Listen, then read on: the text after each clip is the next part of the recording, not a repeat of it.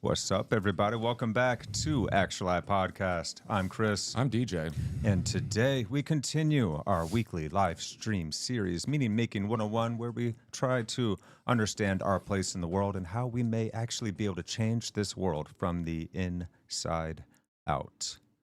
This episode is a continuation of our last episode, in which we cover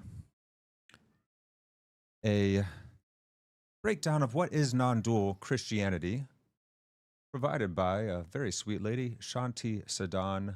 Her YouTube channel is linked in the description. Go ahead and give her some love as well, guys. And just to quickly rehash where we were in our last episode, we were considering how when we are unattached from outcomes in the outer world, we can find the joy of the true self. And Shanti Sadan here posits that the goal of religion is self-transcendence and universality, freedom from all psychological limitations. Hence, Jesus' teaching, the Sabbath was made for man, not man for the Sabbath. We're going to go ahead and pick back up right where we left off and rehash that last little clip here and continue on, guys. Share your thoughts and questions. If you have any, feel free to take part in the conversation because we are learning and growing here together. We invite you guys to help us help each other be that change we wish to see in this world. So, picking back up from last time, let's just jump on in. Ready? Yep. We're rolling. Oh, we read in the Bhagavad Gita. With the mind unattached to external contacts, we find the joy which is in the self. With the self engaged in the contemplation of Brahm, we attain the endless joy. People sometimes say that they belong to a religion. This idea of belonging should not blind us to the fact that the goal of religion is transcendence and universality, freedom from all limitations. This is implicit in Jesus' teaching that the Sabbath was made for man, not man for the Sabbath. Religion, if rightly practiced, purifies the mind. In that inner purity, the higher insight or wisdom arises, and that wisdom is its own authority. Religion, rightly practiced, purifies the mind, allowing us that greater insight or wisdom, which becomes its own authority. So that's where we left off last time, guys. This gets so intriguing as we go on. So stay with us here as we delve deep. Because now we're going to look deeper into that idea of how all religious scriptures can be seen as really means to an end. And what is that end? Let's check it out here. We're rolling. In the Indian tradition, all scriptural texts, including the Vedas, are acknowledged to be means to an end that transcends words, scriptures, and spiritual symbols. When the truth is realized, the scriptures have served their purpose. In the words of Krishna, an enlightened knower of truth does not need the Vedas. In the midst of an all-encompassing flood of water, one does not need a reservoir. The Gospels and the Bhagavad Gita remind us that it is the spirit of sincerity which is to be cultivated and will help us on the path. Very cool. Okay, so here Shanti Sadan is giving us, I think, a really helpful insight that is, I think, it goes over a lot of our heads typically in religious practice, not to judge, but it's just a kind of a deep and slippery concept. All religious scriptures can be seen as means to an end, and that end transcends words and spiritual symbols. So once that ultimate truth is realized, the scriptures have served their purpose. As Krishna said, an enlightened knower of truth does not need the Vedas. In the midst of an all-encompassing flood of water, one does not need a reservoir. So once you realize that you are in the midst of the absolute truth, that you are one and part and parcel of it, then you no longer need the scriptures to aid you. The scriptures are there as a means to the end, which is spiritual liberation. And our sincerity can help us to cultivate or aid us on this path of self-realization. Let's go ahead and jump into a little bit more from Christ. In order to outwit the limited ego, Jesus advises us to do our spiritual practices not for reputation or the admiration of others, but to effect a deeper communion with the indwelling Lord. When you do some act of charity, do not announce it with a flourish of trumpets, as the hypocrites do. Instead, do not let your left hand know what your right hand is doing. In other words, do your charity without pride, and afterwards forget about it. The same spirit of sincere striving for God or truth pervades the Bhagavad Gita. Okay, so I think this is a good place to break. So, to outwit the limited ego, the psychological sense of self, or the idea of ourselves that we hold in our head, we perform our spiritual practices from a place of humility, not for reputation, not for admiration or approval from others, but to effect a deeper communion with the indwelling God. So Jesus's quote here is kind of calling out things like virtue signaling, isn't he? Yeah. I feel you can see that. When you're doing something charitable, don't announce it with, a flourish of trumpets as hypocrites do. Instead, don't let your left hand know what your right hand is doing. That old scripture, a lot of us have heard this. It basically means that this loving action can come from us automatically. You can habitualize it or get oneself so deep into the realization of what we are that everything is honoring the miracle that we get to experience. So you don't even have to think about it. It just happens automatically. Your left hand's acting without your right hand even knowing what it's doing. Yes, I love this idea, and I love the way that Christ put this.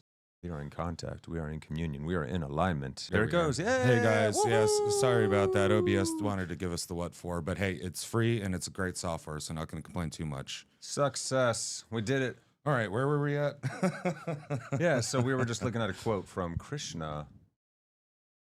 So what Shanti Sadan does here is a really interesting, almost like a comparative analysis between two different non-dual paths towards self-liberation, one from Hinduism, the other from Christianity. And so we're getting a great taste of how non-dual Christianity truly is at its depths once you get below the metaphorical surface. And one thing to, I guess, promote how important the non-dual end of it is it's not just, the going down into the meditative or the opening up or this one thing or this other thing that are opposite of each other and fighting each other. It's the all thing. Yeah. A lot more struggle and stress comes from this idea. Well, it's like, I have this idea and then there's this opposite idea that's fighting that idea all the time. Because there's always going to be somebody that wants to have an opposite of you if you're holding just this one thing. Right? Yeah. Almost inviting the polarity. So we'll let Miss Shanti Sadan continue on now. Let's jump back in. Here we go. Whatever you do, whatever you eat, whatever you sacrifice, whatever you give, in whatever austerity you engage, do it as an offering to me. And what does Krishna mean when he says me? What does Jesus mean when he says, I am the way, the truth, and the life? Do it as an offering unto me. Whatever you do, whatever you eat, whatever you sacrifice, whatever you give, in whatever austerity you engage, do it as an offering to me. Me speaking as the source. the transcendent source of all things that runs through everyone and everything around us. So do it as an offering back unto source. It's almost like we're completing the circuit. We've spoken of this before, of our relationship with God. Well, and it's also a call for worshipfulness throughout your entire day. You know, we were talking about infinitesimal courage. Well, this would be like infinitesimal worship. You do everything you do in a worshipful fashion, always, you know, looking towards the highest high and aiming towards that. Every fine detail of one's life, every little nuance, every little minor thing that you think is important. When you're the way you gaze upon the world when you walk outside. When you're clipping your toenails, you know. Do everything with great care. Yeah. So I like this. Okay, so let's so offer with devotion. Do it as an offering to the transcendent source, to God, rather than for one's own self-interest, is what I think is being said here. Thus, we are liberated from the bonds of action. So she goes into that now. Let's go ahead and continue on. Thus, you will be liberated from the bonds of action, which are productive of good and evil results. Equipped in mind with the yoga of renunciation and liberated, you will come to me. Okay, so the yoga of renunciation, it's like the spiritual practice of denying the egoic self and all of its desires and attachments. Thus, you will be liberated from the bonds of action. So it's like Yoda said, there is no try, there's only do. This is the left hand doing without the right hand knowing what it's doing. Because if we are coming from an orientation that is informed by a co-creative relationship with the divine source, then we can act from pure and true humility, because we're not doing it for our own self-interest anymore. We are doing it for the all from which we come. Another way to put this is, if you say, you know, when Jesus says that, you know, he is the way and calls you to the way which is narrow, this is a call. So this is a call to be on that way. And if you are that way, you can't be the ego. You can't be the other stuff, because you are the way. You are being the way. You are doing the way. You know, you're a way doer, a way being. Yes. You know? Yes. You're in the way of being rather than the way of doing. Yeah. Well, and even, you know, doing, like in your everyday actions, you're doing your worship and through that being the way. Yeah, you're being in worship. Yeah. And actually, I heard. So there's no separate doer that we think. We always think we have. We think of ourselves as the one that does things, but that is an idea that we hold in our minds. We're just pure beingness. But I heard a good explanation for, you know, holding prayers in your head and reciting prayers to get over issues you may have. And it's, well, if you fill your head with the prayers, there's no time for you to think about all the stuff that's vexing you, right? Yeah. And that's not just a Christian thing either, even though it was I think it was a Catholic priest that was talking about it, but it's still, Buddhist monks will do it, all that chanting that you hear them doing. They're not doing it to summon some, creature into their midst to grant them wishes and stuff. It's to, keep them in a certain mindset and keep out the stuff that they don't want there. Yeah. Yes. That's exactly right. Thus you will be liberated. Yeah, and the term from the bonds of attempting to act from an egoic place. And yoga being, and they use, what is it? Yoga of renunciation. So yoga is a term for spiritual practices. Yeah, not necessarily constantly bending yourself into a pretzel. Yes, yeah, exactly. it's the spiritual practice. Yeah, I actually looked up the definition of yoga, and it refers to broad spiritual discipline or practice aimed at achieving union, from the Sanskrit word yuj, meaning to yoke or unite. Oh, well, that's funny. Just like religion, which means to unite. Well, and Jesus invited you to share his yoke. Yes, he did. And we're going to notice so many more commonalities like this. And that's achieving union between the individual true ultimate self, which is our Atman, or as we like to call it here, Actuali, your actual I, and the universal consciousness or divine source. In Hinduism, this is known as Brahman. This encompasses various paths, this is really interesting. So Hinduism really covered the bases Karma Yoga, which is the path of selfless action. Bhakti Yoga, which is the path of devotion and love for God. You see, these two very strong in Christianity. The Jnana Yoga, the path of knowledge and self-realization, very Socratic, and that would be the studiers, approach. You know, your monks and the people who would study the stuff. Yeah. So, and then the Raja Yoga, which is the path of meditation and mental control, often associated with Patanjali's Yoga Sutras. In this sense, yoga is a general term for practices leading to spiritual liberation or moksha. This Raja Yoga reminds me very much of Buddhism's approach. So that gives us a little bit of an insight. And of course, Hinduism itself, 2,200 to 2,500 years old. The ideas in the Bhagavad Gita, which is one of the old Hindu poems, likely draw from much older traditions rooted in Vedic and Upanishadic thought, which date around basically 3,000 to 3,500 years ago. Concepts like dharma, karma, and moksha, liberation, evolved from these ancient texts and oral traditions. And the Gita, the Bhagavad Gita, synthesizes these with newer philosophical insights of the time. Very, very, very interesting stuff. So here we go. Let's go ahead and jump on back and let Miss Shanti Sadan continue. Oh. This reality of God, or the true self, seems to be unknown, but it is not so. St. Paul told the people of Athens, who had set up an altar to the unknown God, that this apparent unknownness is a delusion, and that the Godhead is close at hand. For in him we live, move, and have our being. Deep. Yeah, well, the Godhead is not unknown. You know it every day. Most of the time we choose to forget about it and try to forget about it, but it's there. It's there. It's not this unknown God. It may be easily overlooked, like, the sidewalk you're walking down, but it's always there. Because we are the fish in the water that do not realize that we swim in water. We don't need to have a concept of water. We've never been separate from water. And we are living in God's creation, which is made up of God. And so in him we live, move, and have our being. Yeah, nothing outside of God. Everything is God. There can be nothing outside of God because God is the no thing that everything is made from. Yes.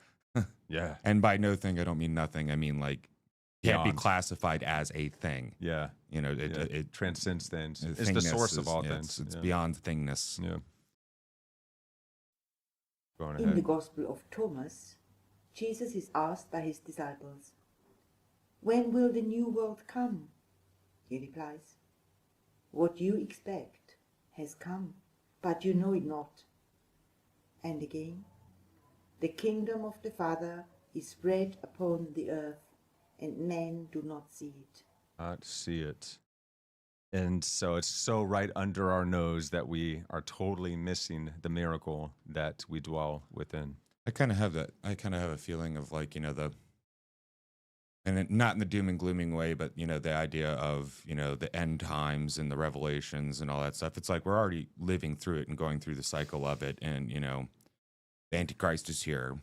The Christ has come here. There's, but it's not like in two different individuals that are come down, or some dude from the sky that's gonna be like, oh, or people disappearing literally. Right. But you notice, like, if you've really changed how you look at the world and interact with the world, the people that you used to hang out with and know and all that stuff are just like, oh man, I haven't seen you. Like, you like disappeared and all this stuff. And sometimes you're actually not there, but sometimes you are. It's just, it's kind of invisible. And if you look at, like, politically speaking, if you're one of the people that walked away from the establishment mindset, you're almost like, thrown out of here, not pulling out, but they're like, now get out. And then you're not there. And then they don't even realize you're gone. The rapture, you're not going to even realize people are missing. Right. But the thing is the people who have been quote unquote raptured, they all see each other because they're in the same realm. So I would take rapturing as a transition from, say, like this previous state of, humanity into the next state. And that is, this, the second coming of Christ to bring everybody into this, and then the 1,000 years of peace, and then, well, the next one, the end, the actual end time, right? Right. But it's just an ending of another stage, just like I don't know how many thousand years we go from, we were in the fish, we're in the Pisces stage, as far as like what stars had predominance in the sky, and now we're in the age of Aquarius. But there's always these moving of ages, whether they're exactly tied up with the stars or if they're, right. We keep track with stars. The age of so Aquarius that's is what we supposed to do. be the age of egalitarianism, like true egalitarianism. Yeah, not the forced, we're going to make everybody just dirt poor, and that's how say you're going to be everyone's equal. exactly equal, male to female, and this or that. No, actually, we're all going to be able to fulfill our roles. Well, and that's going to take some responsibility on, say our end. If we're going to participate in this too, we need to actually we got to live it. Yeah. Live that word that we say. It's like, oh, yeah, like I realize that not everybody's equal. Some people are tall, some people are short, some people are smart, some people are not, some people are big, some people are small. But their worth, their moral worth, unless they do actions that lowers their moral worth, but that's free will and It's everything. like everyone that's has equal. something essential to share. Yeah. And Well, the fact that we even if they have, in all of us, we have masculine and feminine tendencies. Of course, when you take the sexual gender idea out of it and you just look at the usefulness of those terms, we of course have these variants of attributes, and we fit like puzzle pieces together in this world.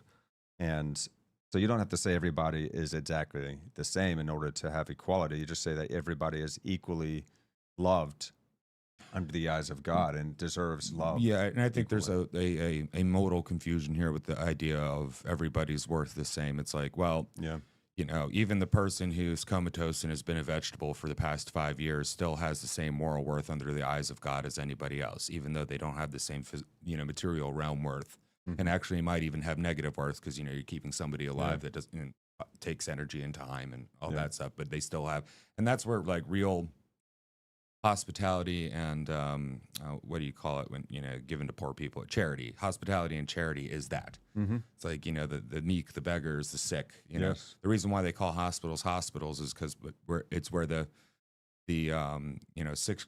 sick travelers would stay and get taken care of that were sick and receive hospice. It was a hospitality in the sense of it was like a hotel is where people would go. The idea of the inn and tavern kind of combination that in Dungeons and Dragons and all that stuff wasn't the case. It was actually these places set up by the church, and travelers would end up going there, which kind of makes sense though, because you got to be careful with travelers because if they do carry diseases and other stuff like that. Yeah. And even though there's the danger of terrible diseases that could kill you, there were still people that would risk it all to walk the path in their particular steps of that path, say like helping and healing people or just giving them, care while they're dying. Right.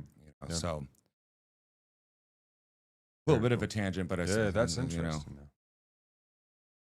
The kingdom of the Father is spread upon the earth, and men do not see it's it. there. It's like the street you walk upon and you don't even know. Yeah. But let's let Miss Shanti Sadan continue on now, jumping back. If the spiritual truth is our origin and true nature, and we live, move, and have our being in this infinite ocean of light, why does this supreme truth escape our understanding, so that we have eyes, yet do not see its glory and immediacy? One explanation, given in the Gita, is that this innate wisdom of the spirit, immediate and direct as our own self, is hidden, as it were, by our desires for other things. We read in the Bhagavad Gita, as fire is surrounded by smoke, as a mirror by rust, as the fetus is enclosed in the womb, so is spiritual wisdom covered by desire. This inner blindness is cured when we develop the master desire for spiritual liberation. Beautiful. So the desire is the thing that's covering up the, what is always there. Our attachments, our wants, we're in a having mode. Of a being mode. Yeah, and that's very Buddhist too. You know, the reason why they're trying to get over these desires is to actually experience the way truly as it is, opposed to mucked up with our desires to, you know, say like you want to be a, and it's cool to like want to be a part of a church or a temple or whatever, and but that's also a desire. Yeah. Now you can realize You can have a desire for enlightenment as well, Well, and then that can block you. well, from is it that not because very it's dangerous? The ego wanting it. Yeah. I wonder how many yogis that took out, you know, like that were really on the path and really trying to figure it out, but then they get to a point where that desire takes over and then feeds in with the ego. Because you think you are the doer, the one that's trying to achieve the thing. Yeah. So if we swim in this reality of God, this infinite ocean of light and love, why does this supreme truth escape us? In the Gita, this innate wisdom of spirit, immediate and directly available as our own true self, is hidden by our desires for other things, such as like by our misconceptions or our misperception of reality. Our inner wisdom is covered over, our vision blinded by desire. The cure for this, of course, is a master overriding desire for spiritual revelation. So we turn our mind's habits of thinking about material desires and wants in this material plane into an overriding desire and commitment to spiritual revelation. So it's a different kind of focus, and it's a surrendering to rather than a trying to have. Or a, like in the It's an ungrasping to see what is actually there that we're trying to hold on to. Yeah, and it's you know, quite opposite to in Islam, and what Islam means is basically to submit in the way that like a slave submits to a master, opposed to you know, a son to a father, which is not a submission, but you know. I think this is a bit of a misconception in the more fundamentalist strands of interpretation of Christianity as well. Well, yeah, we're not slaves to God. I refuse to believe that, and any religion that tries to say that our relationship to God is that of slave to master, that's well, Satan, Lucifer is the master if you're going to be a slave to something. Well, actually, slave to your demons, where the demons dwell. You know, to your baser instincts. You know. Yeah, and that's why, you know, self-control's, you know, important for people to learn and constantly practice it, so you don't get stuck in a slave-master relationship. Yes, especially slaves to our own mind's desires. Yeah, right. So,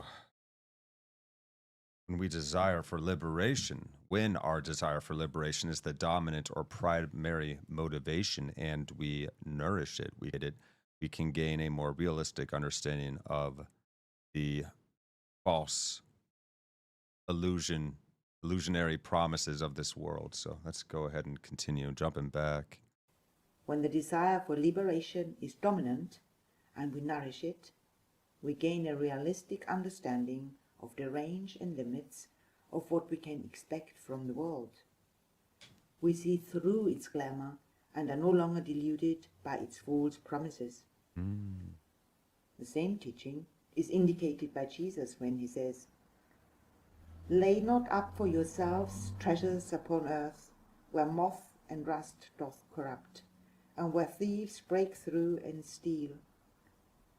But lay up for yourselves treasures in heaven, for where your treasure is, there will your heart be also." We need to collect the treasures of the spiritual life, that is, to cherish the sayings of the wise and to follow those practices that make our inner being peaceful and harmonious. Then, like a flame, the energy of our desires will become unified, focused, and full of light. Okay. So the desire for liberation must become our dominant or primary motivation. We nourish this and we gain a realistic understanding of the world. And then, of course, Jesus' quote, "Lay your treasures in heaven," in that sense of presence of God's kingdom. For where your treasures, or what you value, what you value is, your heart will be also. Well, where do you want to put your value? Do you want to put it in a place where it can be corrupted and it can rot? Or do you want to put it in a place that it's going to last forever? Yeah, something that's beyond ourselves, beyond our self-interest, that transcends everything and everyone, that connects everything and everyone and unifies everything and everyone. To collect the treasures and live by sacred wisdom in those ways that make our inner being peaceful and harmonious. Then, like a flame, the energy of our desires becomes unified, focused, and full of light. What a beautiful, beautiful vision. So here we go, jumping more into the Bhagavad Gita again. There is another explanation why this supreme spiritual reality appears to be unknown to us. In the Bhagavad Gita, Sri Krishna reveals that human nature is subject to a kind of illusion called Maya or Yoga Maya. It is this cosmic illusion, which has its source in the human mind, that veils from us the knowledge of ultimate truth. In the words of Krishna, I am not manifest to all, veiled as I am by Yoga Maya. This deluded world knows not me, unborn and imperishable. All beings are subject to illusion at birth. Mm. Yeah. That might be something along the lines of original sin. This illusion is on us from birth. Yes, exactly. You know? Yeah, I see that. The original sin has a lot of tendrils in it and a lot of knots, but I think that would be part of it. And the word veiled, it's a covering. It's something that can be shed. It's not a vault door that slams closed and you can't get it open. It's a veil. It's covering. It's hiding it, but you can pull back the veil. Yes. Yes. So, Krishna revealing how human nature is subject to illusion or Maya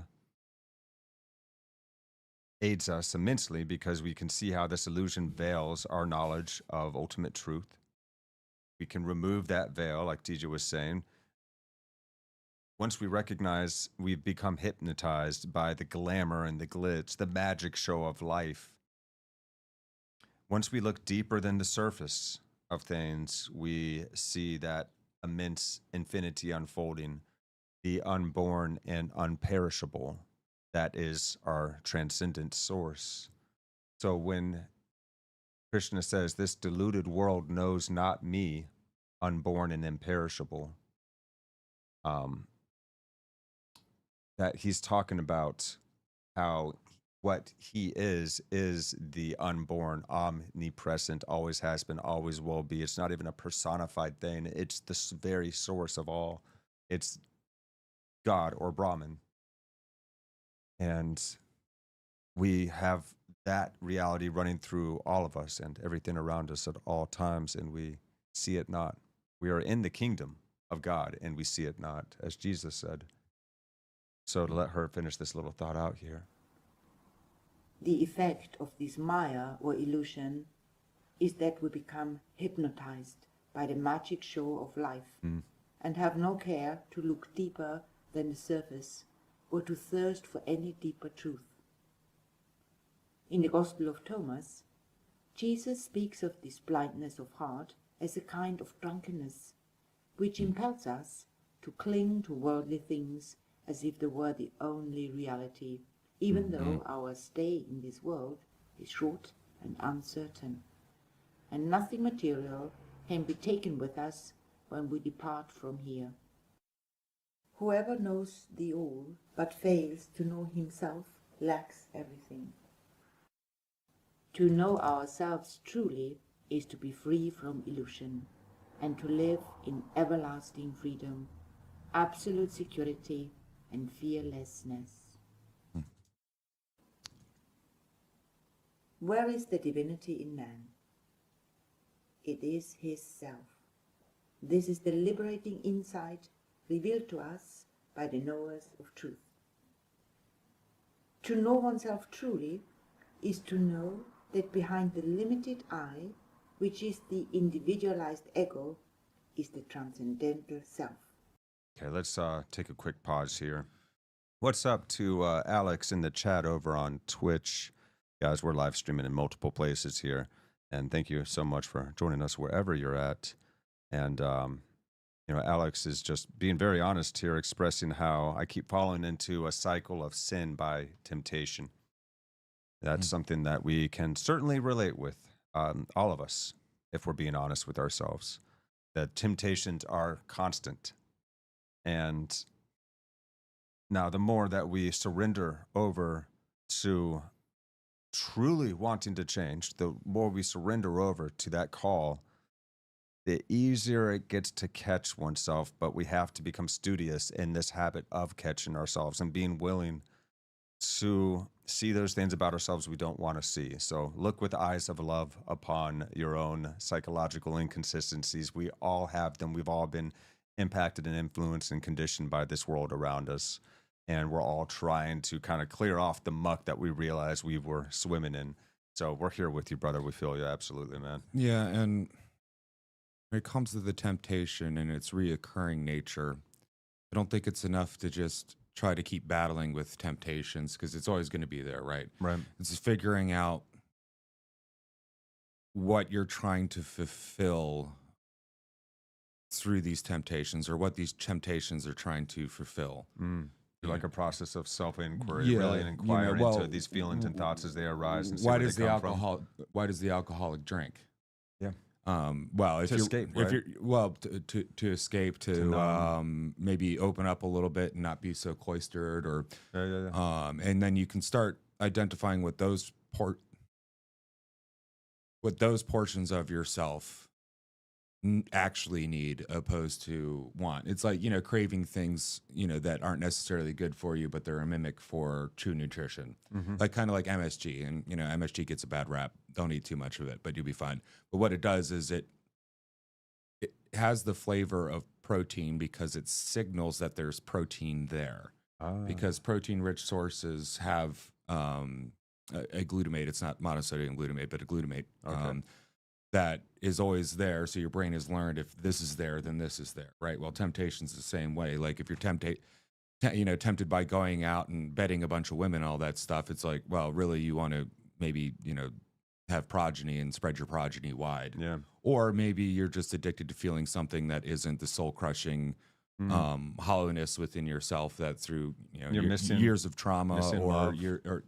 Missing it- companionship. well, looking closeness. What's this phrase? Looking for love in all the wrong places. Yeah. And that's intimacy, and not even sexual intimacy, any kind of intimacy and closeness. Yeah. well, and that's where that knowing yourself and truly knowing yourself opens up the heavens of everything to you. Yes. Whereas if you are very confused about who yourself is, that's the wrong way to put it, but whatever, I put it that way.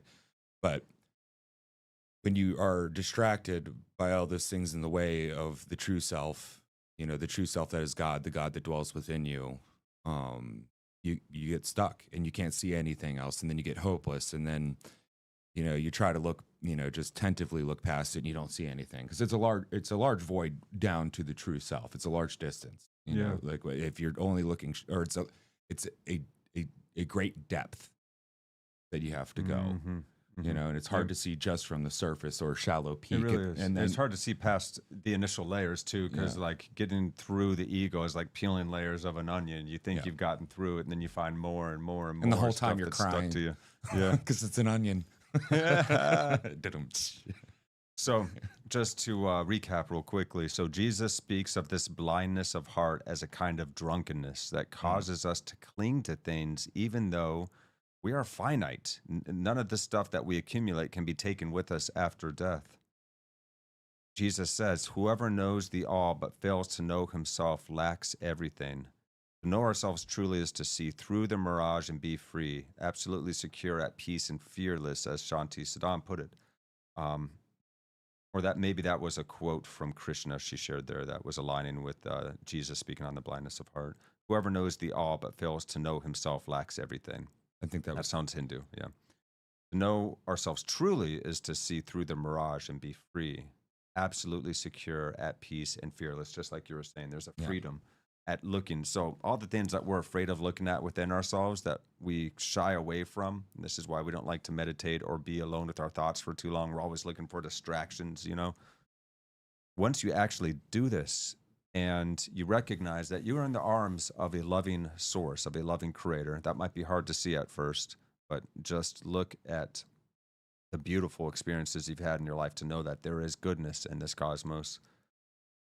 Hold on to that and see through those eyes of unconditional love. Look at yourself as though a parent or a big brother taking care of a child, because it is the injured, traumatized child within ourselves that is the one that is looking to fulfill all of these desires and find some temporary satiation to not have to feel the pain and the suffering and anxiety of life. But of course, all of these things that we find, these artificial fillers, are just that. They don't ever quite fill the void. They leave us wanting even more afterwards. Well, and what's interesting, you just reminded me of something. There's a survival instinct, and that's the aversion to pain. Like, you don't want pain because obviously, you can get infected, you can break things, you can hurt yourself, and that's not good for survival. But oftentimes, things that are good for you can be painful. Looking in can be painful. Working out physically can be painful. It's hard. Yeah. So like some of these, back to temptations, these temptations that we have are pretty tightly linked with this aversion to pain.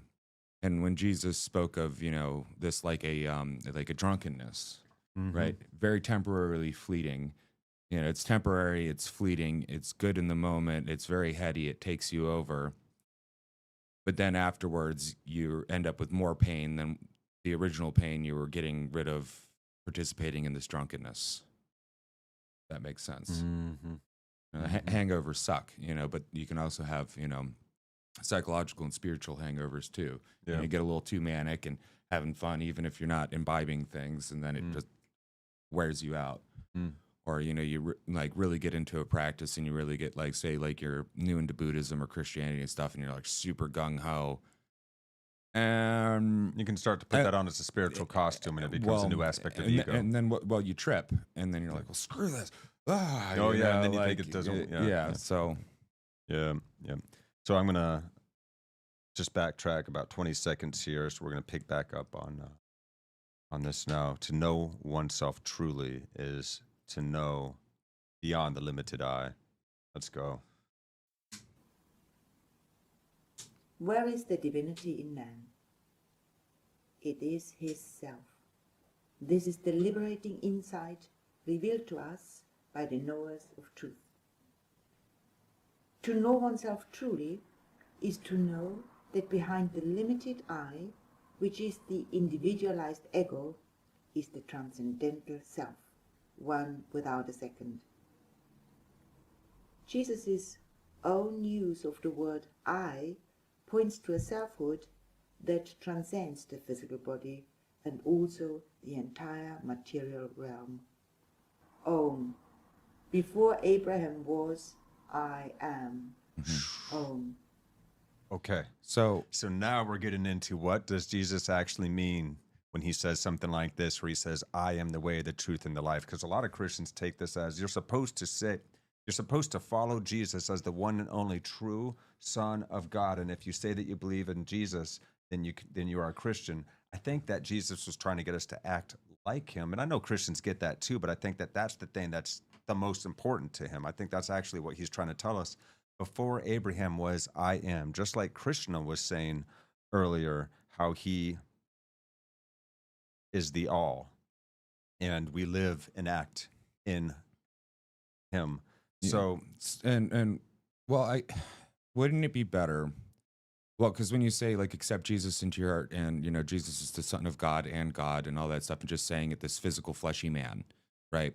But you're not doing anything to walk the path other than the proclamation. I think the participation is probably better than the proclamation, because the proclamation without participation is just, hey, look at me, Yeah. It's another kind of virtue signal, isn't it? Yeah, and that kind of ties into, I wanted to mention why this now, the self is divinity, is considered heretical to a lot of people, is because it can be confused with, well, I'm God, opposed to God is within me, and the true me, that my true self is with God, opposed to I am God. And, like, I get it, man. You really have to be careful with some of these things, because each one of these really, really good lessons, if ego and the confused self take over, can be very destructive.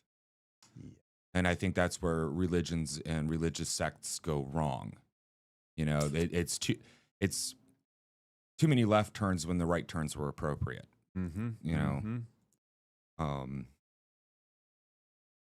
Yeah, because the actual I is the I that is with God.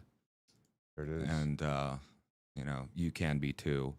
Now, I wasn't there in the beginning, except for all of me that was, God. But my individual personality was not. Yes. But Jesus's individual personality was. Yes. So you could think, there's this idea of, in the Trinity, is it 3 separate persons, or 3 separate instances, or or 3 separate natures?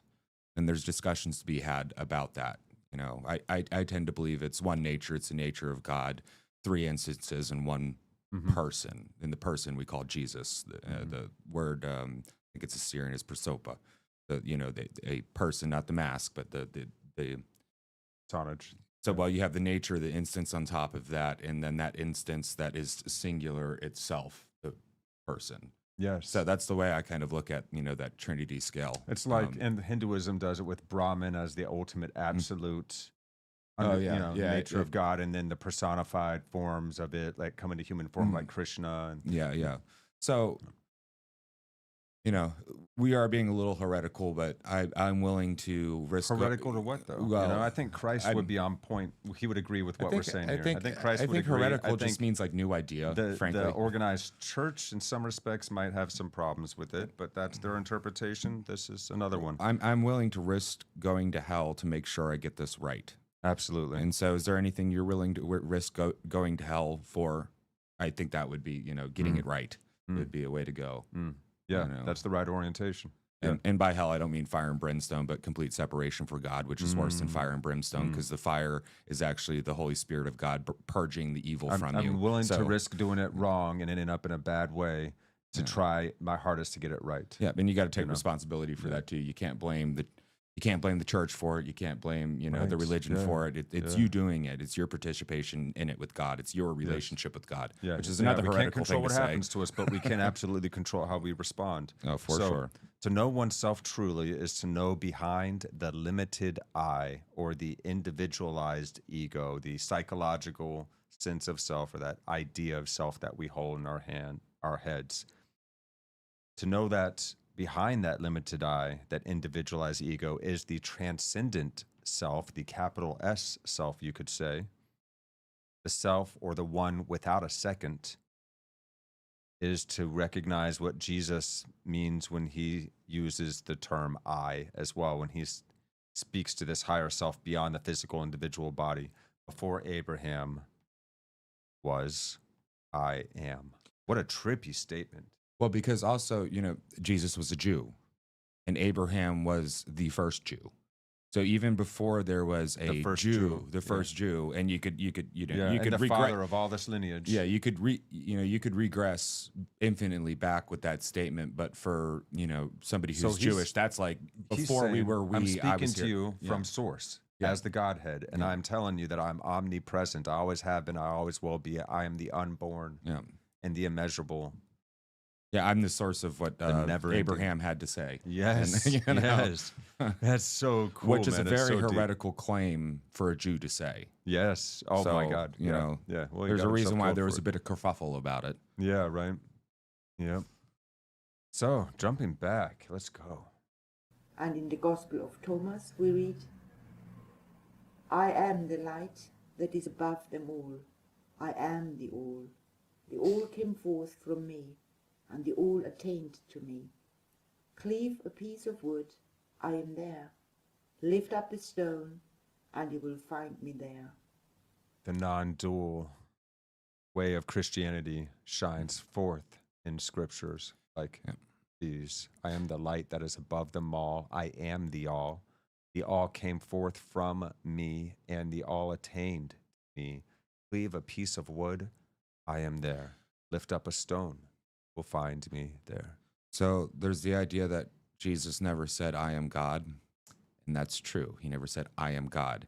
He said it in a much deeper fashion, Yes. in many different ways to get the point across, because just saying I am God is not deep enough to explain Because it. God is just a placeholder symbol for an idea that is so vast and incomprehensible that we have to write entire volumes of books to be able to even begin to dance around the idea and start to focalize in on it together. Yeah. It's And also, according to one of the other apostles, Jesus said, I and the Father are one as well, which is saying, I am God, but is saying it in a much deeper fashion. yes.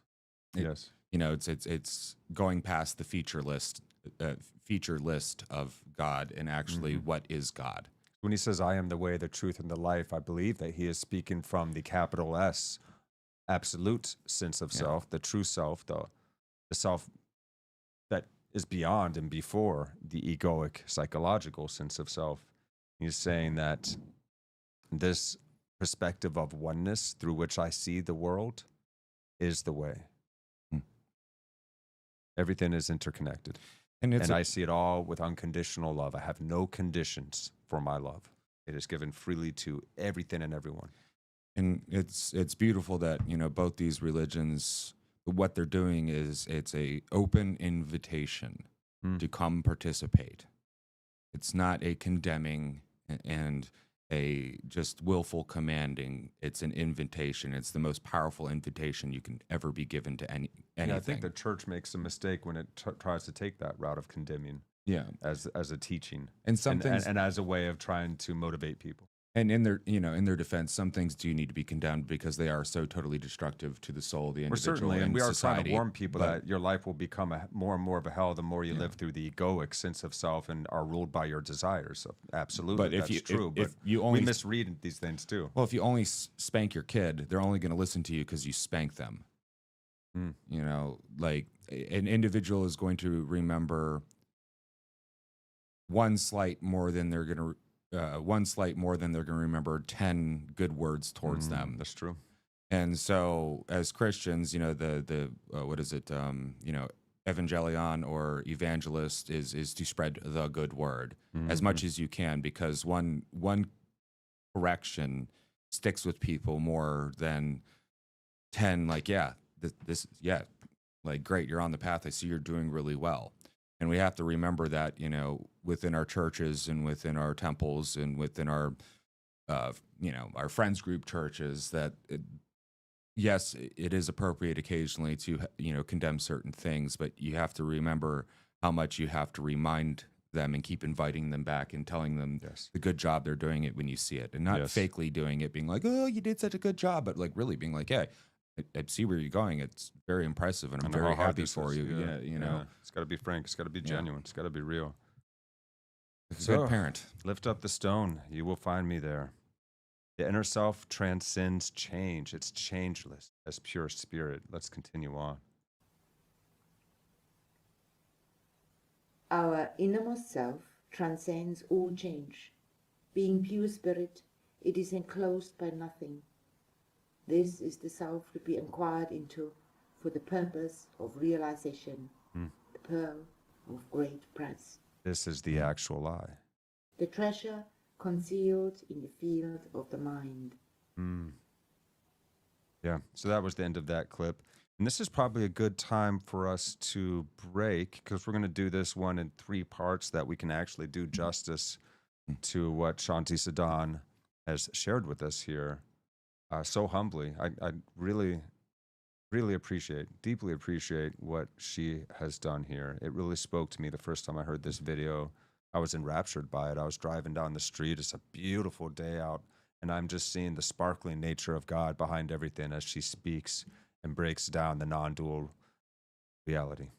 And the awesome thing about this too is it's not just her sitting down and making a video, or even, compiling, links to things that she can reference and doing all that stuff. It's years of study and dedication and practice and participation. And a very patient demeanor that she delivers it with. There's not like a bunch of, you don't hear the tone of opinion come out a lot. No, you just hear very much frankness and caringness, tenderness in the way she speaks. And there's a great risk that she's taking as well, because, Absolutely. you know, we're Her humans. Hindu We're, friends probably don't like what she's doing. Her Christian friends well, probably don't like. some of her Christian friends, some of her Hindu Some of, friends. yeah. There's probably some like atheist people that got hit with this and they felt guilty about something and now they're mad. And, you know, like energy arrows are a real thing. You know, if you get people thinking bad things about you, it kind of sucks. You can kind of feel it. Yeah. And that's not just spiritual woo-woo. It's real. But yeah. And if you guys have any questions, comments, ideas on this, come to the YouTube or I guess, what are we on? What's the other one? Oh, yeah. We're on YouTube. We're on Rumble. Yeah, we're so- on Twitch. We're on Facebook. Yeah, and if you put it on the YouTube, I'll definitely see it because I check the comments. And, Yep, we're on and we X can- as well. We can start out tomorrow, next week's episode talking about, you know, some of what some people had to say if it's there, because that'd be nice. I always like creating with more people than just one person myself. So Absolutely, and that's the point of the live stream here is that, and that's what we're trying to turn up here is something that we can all do together. You know, we can practice and work on this together, and you know, so we're not coming from the place of any like high-minded teachers with any great authority looking down at anybody. We really are in the midst of this with you guys here. You know, I'm no enlightened sage. I'm just on the path here, and I'm trying to be a better man, a better human every day. Yeah. And we invite you guys to come along with us, you know, and thank you so much, Alex, for coming forward and being so honest and frank with us, you know, and I totally felt that as soon as I saw that. Hi, you know, I have a question. Like, you know, I keep falling into a cycle of sin by temptation. God, man, you know, I felt that struggle throughout my life, and it's the ego is really, really tricky, and it really does take a full-on commitment, a surrendering, a trust fall into the arms of this loving God, and that sense of the sacred. You know, if you're having trouble with the term God and religion, just get out into nature and touch grass, as the kids say. Like, get out there and be amongst the trees and the wind and the leaves and the animals, and just feel into the immense beauty and the unfolding miracle that is all around us at all times, and just be with it, just be present with it, and watch your thoughts as they come up. Notice your emotions as they come up, but watch them from a place of almost like a detached awareness that is willing to see these things without having to follow the train of thought. So that's meditation in a nutshell. You just keep returning to the sense of now, the sense of presence, the sense of this moment. You can also identify it by the term I am, or just I, without any descriptive factor coming after it, like I am this or I am that. Just the sense of self, me-ness, I-ness. What is that strange thing that we call consciousness or awareness that we all have, that we all inhabit and we live through? Well, you could probably even do it with the word am. Amness. Amness. Yeah. Yeah, There's the just sense of being amness, of just beingness. Yeah, exactly. And lift up a stone, because you will find that God is there too. And so let's go ahead and do the Good News Roundup. It's about that time. Every week we are now committed to finding some good news that's going on in this world, because God knows we're getting plenty of doses of bad news these days. It seems to just be ramping up and up and up. But you know what? The beautiful things that happen in this world happen even more than the despicable and disturbing and dark things that happen. So on today's Good News Roundup, I just saw this post just a few hours ago. Big thanks to Sean Hendricks on X. He says, thankful to Fox Weather News for continuing to keep Western North Carolina in the news. They even gave Matt Vanswall a shout out. Also super thankful to our new family, the Better Together Coalition. Better Together is a coalition of both local and national ministries who came together and committed to rebuilding the Swannanoa Valley after Helene. All these organizations bring together different things to the table to rebuild homes and businesses. The Better Together base has a 12,000 square foot warehouse for materials, room for 150 volunteers that we are hosting all year long. We will continue the work to restore over 350 plus homes and businesses in Western North Carolina. Very cool to see that is happening. Are these the Mennonites? And this is a follow-up on the, members of the Pennsylvania Amish community, in fact, that have been helping rebuild homes in Chimney Rock, North Carolina. A mind-blowing 2,000 members of the Pennsylvania Amish community, which I think might be the same people that came out and voted a lot this last election. Well, which is very against their practices, Yeah. and it's one of those It's things surprising when you see they them were come out. willing to go to hell to do that so they could get it right. Yeah. Right. Yeah. We work mostly Oh, in Chimney sorry. Rock, some down in Batcave. These volunteers are out. members of the Great Needs Trust, an Amish community in Pennsylvania, offering not just their skilled hands and their time, but their compassion as well. We wanted to help the people that had the disaster. Our heart just felt drawn to come help. Since the storm, more than 2,000 volunteers have stepped in to help rebuild, and donations have poured in. Kindness from strangers, helping their neighbors. All of the building material that's going into rebuilding these stores has been donated up to this point, and it's just been a tremendous recovery story that is ongoing. They are not just fixing buildings in Chimney Rock, They're making them better than they were. they are rebuilding a sense of community, Heck yeah, they are. one nail at a time.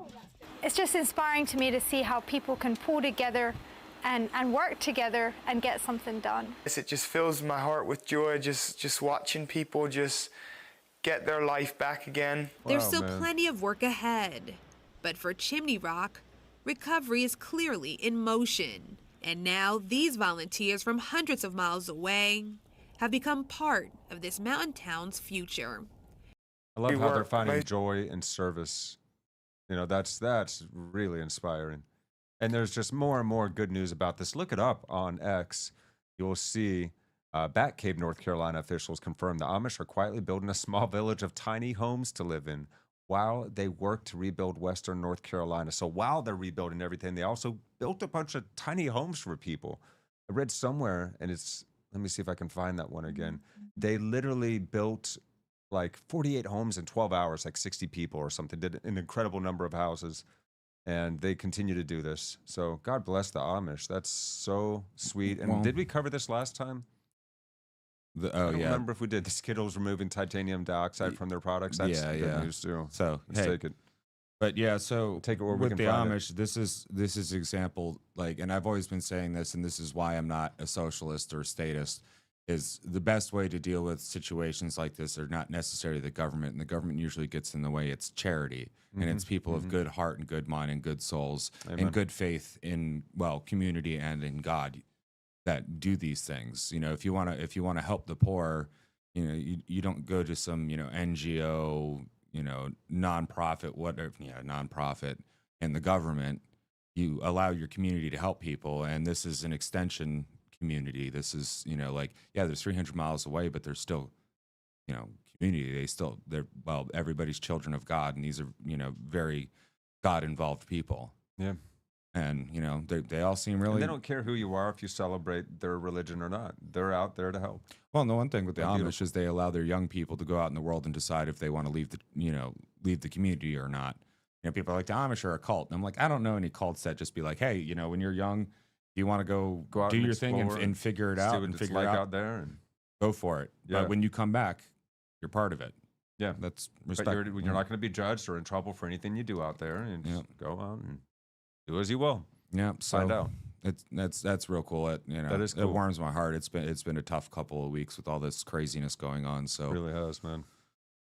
well, yeah. good on them. Yeah, so whenever there's a lot going on in the world that is disturbing and upsetting, remember what Grandma said: look for the helpers. They're always out there. Yep. Guys, thank you so much for being a part of this continuing journey. Meaning Making 101 continues every week, 7 p.e.s.t. Find us wherever you like to enjoy media. And make sure that you drop a like and subscribe over on Shanti Sadan's channel on YouTube here, linked in the description of the video. And of course, smash that like and subscribe button for us as well if you have not already.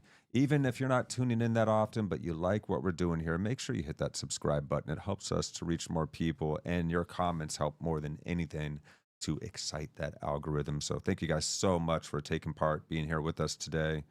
Love you guys so very much. We will see you next time. I've been Chris. I've been DJ. We're going to dance our way on out of here. Yeah. Fortunately, you're gonna have to find the file. I don't have my glasses. Oh, okay, here we go. Let's go. Yeah. Oh, yeah. Charity, hospitality, getting good with God, because He's in you. The pearl of great price, buried right underneath your feet, under your nose. It's inside your heart. It's everywhere around.